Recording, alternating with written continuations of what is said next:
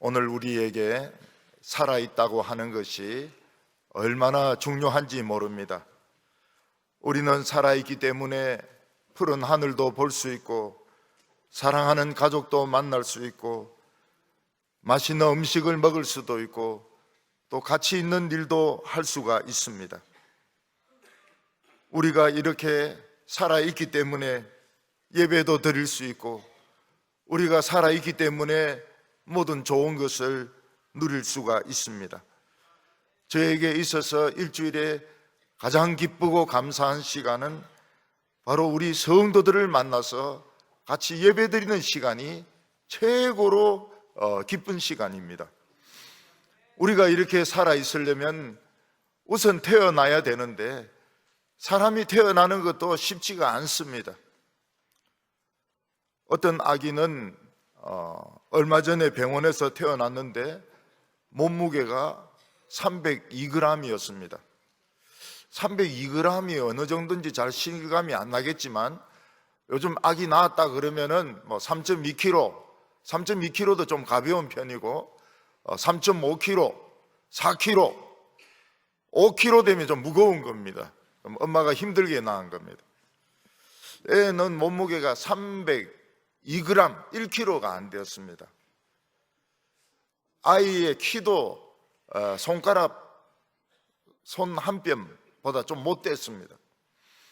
이 아이가 살 수 있는 확률은 1%였다고 합니다. 그런데 의사와 간호사가 얼마나 아이를 정성껏 돌보고 우유를 먹이고 아이를 지켰는지, 대개 이렇게 그 조산한 아기들은 수술을 여러 차례 합니다. 장기가 덜 만들어졌는데 고장이 나가지고. 근데 이 아기는 수술 한 번 안 받고 정상적으로 자라가지고 퇴원을 했습니다. 그때 그 병원의 의사나 간호사 전부가 기적이라고 말했습니다. 302g으로 태어나가지고 수술 한 번도 안 받고 정상적으로 퇴원했다. 이것은 기적이라고 말했습니다. 요즘 우리나라가 헌법에 낙태를 정식으로 허용을 했는데, 어떤 여자가 상당히 배가 부른 상태에서 낙태하러 들어갔습니다. 그래 아이를 꺼냈는데 애가 울어요. 애가 운다는 것은 무엇을 의미합니까? 날 죽이지 마, 그런 뜻인 겁니다. 나 살 수 있어, 응? 제발 살려줘, 그런 뜻과 똑같은 것입니다. 그런데 이 아이는 낙태하러 들어갔기 때문에 살 수 있는 애를 죽였습니다. 결국은 의사는 경찰에 구속이 되었습니다. 영아를 살해했다 하는 혐의로 구속이 되었습니다. 며칠 신문에 보니까 중학생이 사고를 당해서 내사 상태를 빠졌는데 5명에게 생명을 나누어 주고 자기는 죽었다, 이렇게 말했습니다. 아마 심장, 간, 콩팥, 허파 이런 것들 다 주고 그 아이는 죽은 것입니다. 아마 부모는 그 아이를 봐서는 안 될 겁니다. 왜냐하면 그 사랑하는 아들의 몸이 거의 난도질 당하듯이 그런 식으로, 눈까지 적출했는지 모르겠지만은 완전히 난도질 해가지고 다른 사람을 살렸기 때문에 부모의 심정으로는 그 아이의 그 찢어진 몸을 보지 못할 것입니다. 어떤 엄마는 자기 아들이 내사 상태에 빠져가지고 심장을 다른 청년에게 이식을 시켜 주었습니다.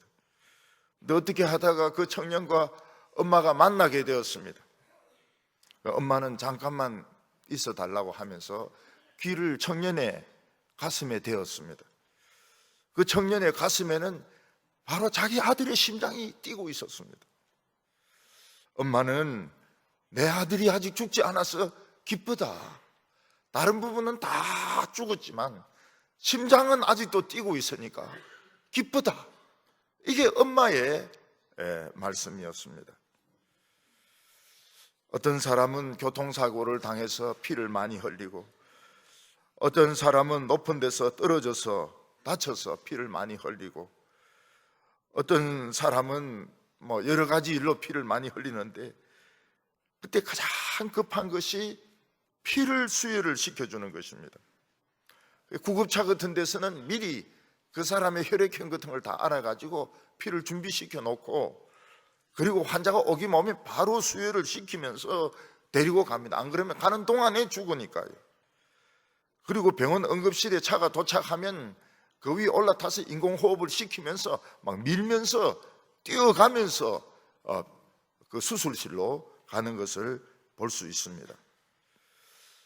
피가 없는 사람은 피를 마셔야 되는데, 환자는 입으로 피를 마시는 것이 아니고 혈관을 통해서, 주사 바늘을 통해서 피를 공급을 받게 되는 것입니다.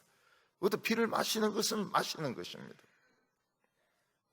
사람이 심장병 종류도 많습니다. 심장염도 있고, 심장암도 있고, 혈관도 있고, 판막도 있고, 병도 굉장히 많습니다. 심장이 더 이상 쓸 수 없을 정도로 되게 되었을 때, 간이 다 굳어져서 돌처럼 딱딱해지게 되었을 때, 사람은 새 심장을 먹어야 되고 새 간을 먹어야 됩니다.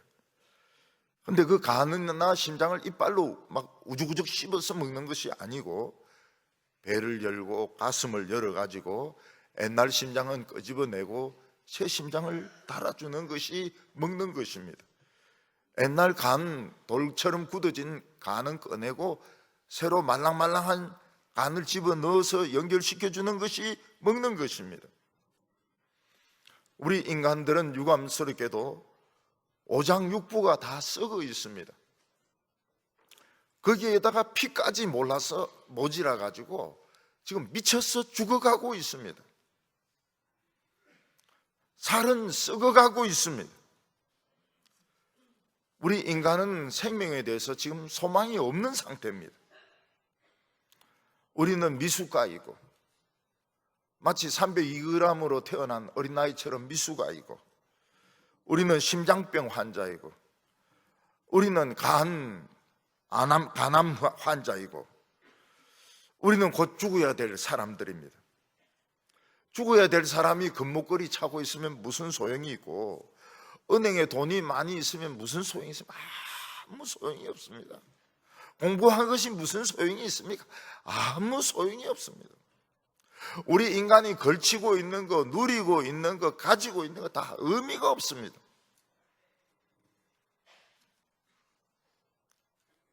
그런데 하나님은 너무나도 우리를 사랑하셔서 딱 한 사람을 보내주셨습니다. 이 사람만이 심장이 병들지 않고, 뇌가 미치지 않고, 간이 깨끗하고, 피가 무한정으로 만들 수 있는 딱 한 사람이었습니다. 바로 그분이 우리 인간을 만든 장본인 하나님의 아들 예수님이었습니다. 오늘 첫 번째는 이스라엘 백성들에게 있었던 수수께끼입니다. 유대인들에게는 1500년 동안 풀리지 않는 수수께끼가 하나 있었는데, 그것은 이스라엘 백성들이 유월절을 지키는 것입니다. 유월절을 지킬 때 흠없는 1년 된 수양 한 마리를 죽여가지고 그 피를 그 벽에 바르고 문에 바르고 그들은 고기를 먹어야만 했습니다. 이스라엘 백성들은 이걸 1500년 동안 지켜왔습니다. 1500년 전에 어떤 일이 있었습니까? 하나님은 애굽에 있는 모든 사람을 다 죽일 계획을 가지고 계셨습니다. 그들이 오장육부가 다 썩었고, 그 몸에 죄의 독이 다 퍼져 있었고, 돼지 열병 같은 그런 병에 다 걸려 있었기 때문에 그 썩는 냄새에 견딜 수가 없었습니다. 그런데 하나님께서는 이스라엘 백성들과 애굽 사람들을 살리기 위해서 한 가지 응급처치를 했습니다. 그게 무엇인가 하면 양을 한 마리씩 잡아가지고 그 피를 문에 바르고 고기를 먹는 것이었습니다. 그러면 애굽 사람들은 장난만 다 죽고 둘째, 셋째는 살았습니다. 이스라엘 백성들은 한 명도 죽지 않고 다 살았습니다. 이스라엘 백성들은 1500년 동안 그 수수께끼를 풀지 못했습니다. 예수님께서 요단강에 세례를 받으러 오셨을 때 세례 요한이 외치기를 세상 죄를 지고 가는 하나님의 어린 양을 보라, 이렇게 했을 때 이 수수께끼가 풀리기 시작했습니다. 두 번째로 예수님은 이 떡이 내 몸이라고 말씀하신 것입니다. 사람이 오장육부가 다 썩는 것은 독약을 마셨기 때문입니다. 아니면 암에 걸렸는데 암이 다 퍼졌든지, 아니면 에이즈 같은 병이 온 몸에 다 퍼졌든지, 그러니까 오장육부가 다 썩는 것입니다. 에이즈가 온 몸에 다 퍼지면 면역성이 없어서 온 얼굴에 반점이 생기고, 그리고 소화도 안 되어서 몸은 피골이 상접하고 폐, 심장, 간 전부 다 죽습니다. 우리나라에도 월남에 참전했던 용사들, 그 고엽제 호흡하는 바람에 나중에 결국은 그 잠복기는 제법 되었지만 나중에 많이 돌아가셨습니다. 암으로, 피부병으로 많이 고통도 받으시고 돌아가셨습니다. 우리 인간이 하나님 말씀을 딱 거역하는 순간 뭐가 파고 들어오는가 하면 바로 죄라고 하는 독이 들어오게 됩니다. 그리고 그 순간부터 인간의 온 몸에는 독이 퍼지게 되는데 오장육부가 다 부어 있습니다. 그리고 썩어 들어갑니다. 이스라엘 백성들이 지켰던 유월절은 무엇인가 하면 병이 덜 악화되도록 인공호흡을 시키고, 그리고 피를 이렇게 피를 갈아주는, 피를 임시로 갈아주는 그런 역할을 했습니다. 요즘도 투석을 받는 분들이 계십니다. 투석을 해서 더러운 피는 새 피로 바꾸는 그런 역할을 했습니다. 유월절이. 그렇지만 완전히 숨을 쉬는 건 아니고, 완전히 피가 깨끗해지는 건 아니고, 그 속에 있는 썩은 장기들이 낫는 것은 아니었습니다. 그런데 예수님은 우리에게 오셨습니다. 깨끗한 장기를 가지고, 피를 가지고 우리에게 오셨습니다. 예수님은 우리의 썩은 부분과 예수님의 싱싱한 장기를 진짜 교환하셨습니다. 예수님은 뇌나 심장이나 간이나 모든 것이 우주에서 최고로 깨끗한 분이셨습니다. 그래서 우리에게 새 뇌를 주셔서 미치지 않게 하시고, 우리에게 심장을 주셔서 심장이 멎지 않게 하시고, 우리에게 폐를 주셔서 숨쉬게 하시고, 숨을 못 쉬는 분들이 많아요. 어떤 분들은 밀폐된 공간에 가면 막 숨을 못 쉬는 분이 있고, 어떤 분은 터널만 들어가면 숨을 못 쉬는 분이 있고, 어떤 분은 스트레스를 받으면 막 숨을 못 쉬는 분들이 있습니다. 그 폐가 좋지 못합니다. 예수님은 간을 새로 새 간을 주셨습니다. 독을 다, 새 간이 독을 다 해독을 합니다. 그 대신에 예수님은 몸이 찢어질 대로 다 찢어졌습니다. 걸레가 되었습니다. 뇌도 그 가시 면류관으로 찢어가지고 막 피투성이가 되었습니다. 채찍에 맞아서 등과 배는 완전히 누더기가 되었습니다.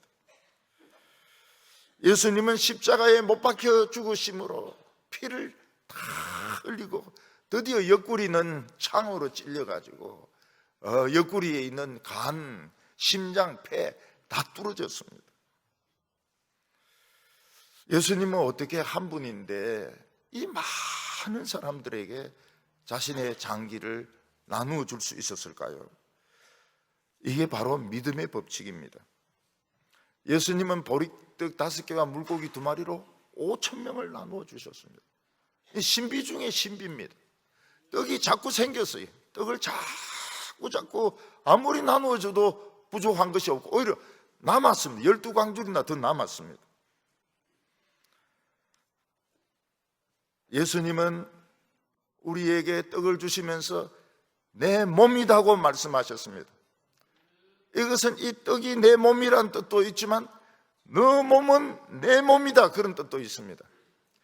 지금 너가 달고 있는 심장은 내 심장이다, 너가 달고 있는 뇌는 내 머리다, 그런 뜻도 거기에 들어 있습니다. 오늘 우리들도 자기 아들이 죽은 어머니 같이 자기 가슴에 손을 대고 한번 느껴보시기 바랍니다.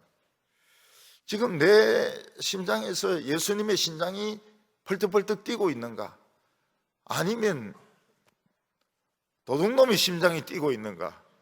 누구 심장이 뛰고 있는가? 안 뛰는가? 한번 느껴보시기를 바랍니다. 그리고 머리에 손을 대고서 지금 내 뇌에서 누구 생각을 하고 있는가? 예수님이 생각을 하고 있는가? 못된 내 생각을 계속 굴리고 있는가? 한번 생각을 해보시기 바랍니다. 예수님은 이 떡도 내 몸이지만 너도 내 몸이다, 그렇게 말씀하셨습니다. 오늘 여기 예수님은 내 피를 마셔야 살 수 있다고 말씀하셨습니다. 사람은 피가 없으면 죽습니다. 병원에서는 환자를 수술할 때 반드시 피가 있어야 됩니다. 피가 없어서 수술 못할 때도 있습니다. 우리 모든 인간들은 하나님의 피가 없습니다. 그래서 극한적인 빈혈에 지금 시달리고 있습니다. 우리 인간이 지금 허연 것은 잘생겨서 허연 것이 아니고 극한적인 지금 빈혈에 시달리고 있고 두통에 시달리고 있는 겁니다. 하나님의 피가 없어가지고 자꾸 쇼크가 일어납니다. 자꾸 쇼크 현상이 일어나, 피가 없어가지고. 예수님은 뭐라고 말씀하십니까? 너희들은 전부 내 피를 마셔야 된다고 말씀하고 있습니다. 우리가 예수님의 피를 마신다고 할 때 드라큘라처럼 이빨을 내가지고 예수님의 목에다가 해가지고 한 사발씩 빨아먹는 거 말하지 않습니다. 주사기를 꽂아가지고 피를 뽑는 것도 말하지 않습니다. 믿음의 법칙, 믿음으로 예수님의 피가 막 안에 내 심장에 막 들어오기 시작합니다. 예수님의 피는 무한히 솟아나는 피입니다. 예수님은 그것을 광야에서 보여주셨습니다. 광야에서 바위를 때리니까 거기서 생수가 터져 나와가지고 200만 명이 마시고 가축도 수십만 마리가 그 물을 마셨습니다. 로마 장병들이 망치를 가지고 예수님의 손을 때렸을 때 터져 나왔습니다.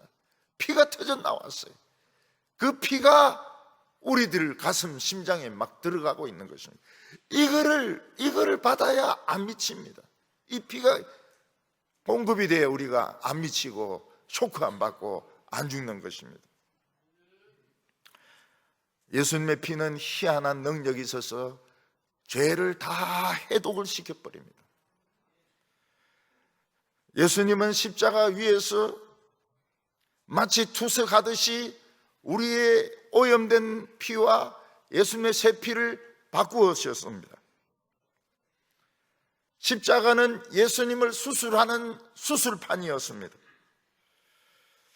하나님은 예수님의 피도 꺼내시고 뇌도 꺼내시고 심장과 허파도 꺼내시고, 그래서 예수님은 걸레같이 누들누들한 채로 십자가에 달려서 고통을 받았습니다. 그러나 지금 우리는 살았습니다. 예수님의 심장이 지금 이식이 되어서 뛰고 있고 예수님의 뇌로 지금 생각하고 있고 예수님의 뇌가 있으니까 설교를 듣는 겁니다. 예수님의 뇌가 없는 사람은 여기 있을 수가 없어요. 왜냐하면 무슨 소리인 줄 못 알아듣기 때문에 여기 있을 수가 없습니다. 예수님의 간이기 때문에 죄를 다 해독을 하는 겁니다. 피를 마셔야 돼요. 예수님의 피를 마셔야 돼요. 망치로 그 못을 쳤을 때 그때 이 터져 나왔던 것입니다. 오늘 세 번째로 왜 우리가 성찬을 해야 되는가? 우리 인간의 참 심각한 결점이 뭔가 하면 안 좋은 것은 자꾸 기억을 하는데 좋은 것은 자꾸 잊어버리는 것입니다.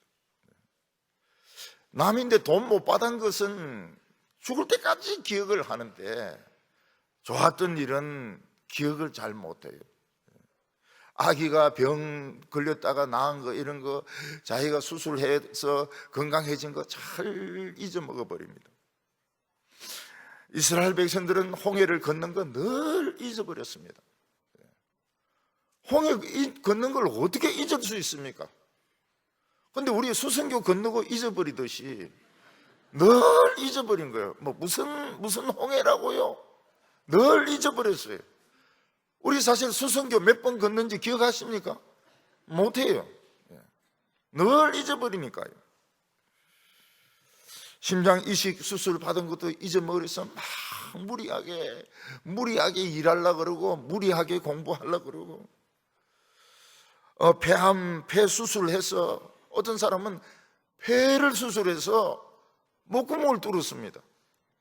그런데 이 목구멍으로 담배 피우는 사람이 있어요. 얼마나 담배 피우고 싶은지. 아니 담배 때문에 폐가 죽었으면 좀 절제를 해야 되는데 그걸 절제를 못 해가지고 이 구멍으로 담배 끼워가지고 여기 담배 끼워가지고 맛있다 이러면서 뽀금뽀금 피운 사람이 있습니다. 반수술을 한 사람이 막 술 마시고 이렇게 하면 죽습니다.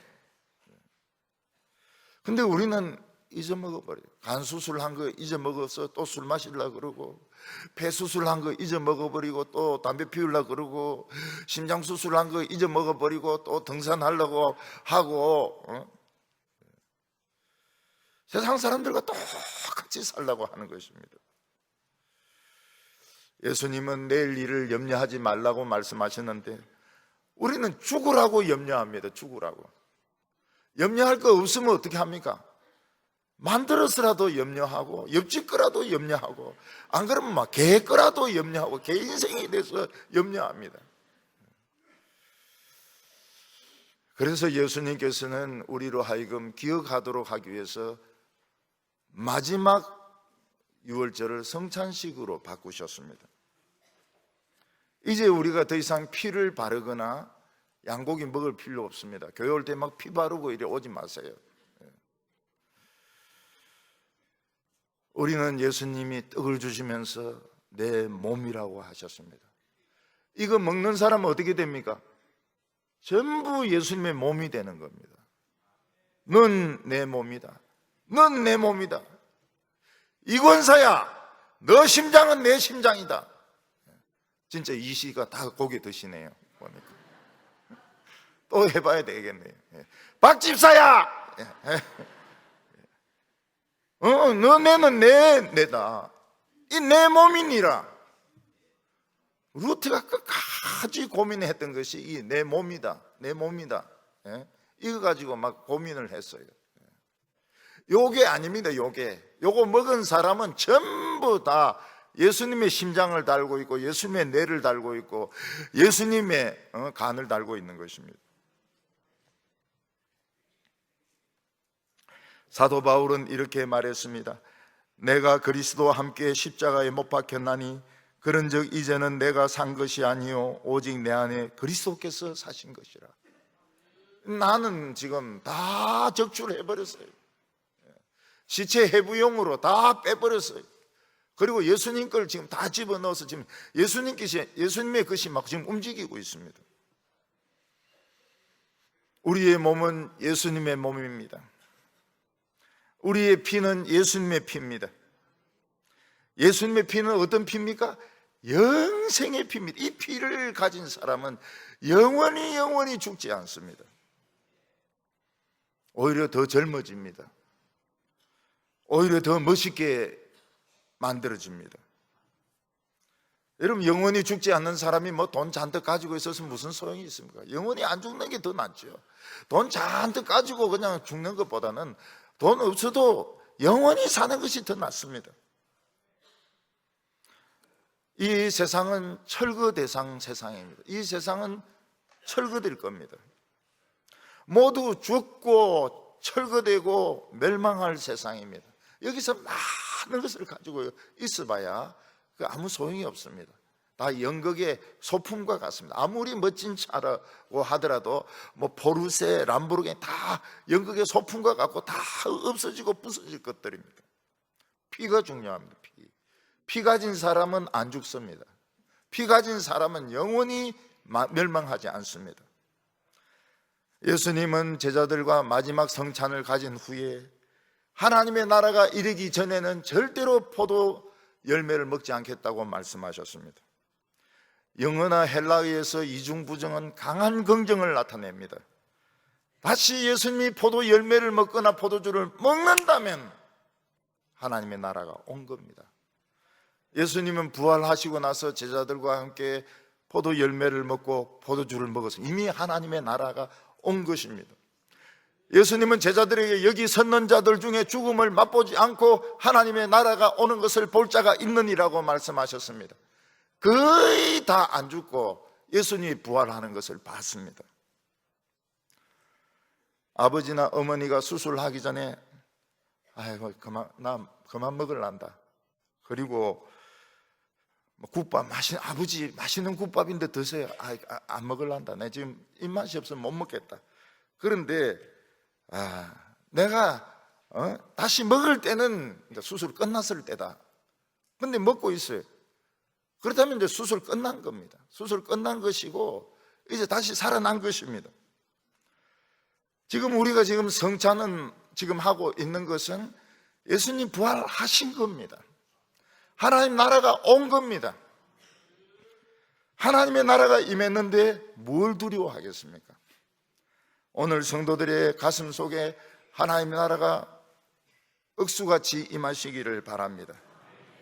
물론 이 세상에 사탄도 있습니다. 구경꾼들도 있습니다. 사탄의 졸개들도 있습니다. 이들은 다 쫓겨날 사람들이고 우리들은 주인공입니다. 예수님이 새 계명을 주노니 너희 서로 사랑하라고 말씀하셨습니다. 지난 허물은 다 용서하시기 바랍니다. 자기 자신부터 용서하시기 바랍니다. 내 자신의 과거부터 용서하시고 다른 사람 모든 허물을 용서하시고 멋진 새 인생을 사시는 우리 성도들 다 되시기 바랍니다.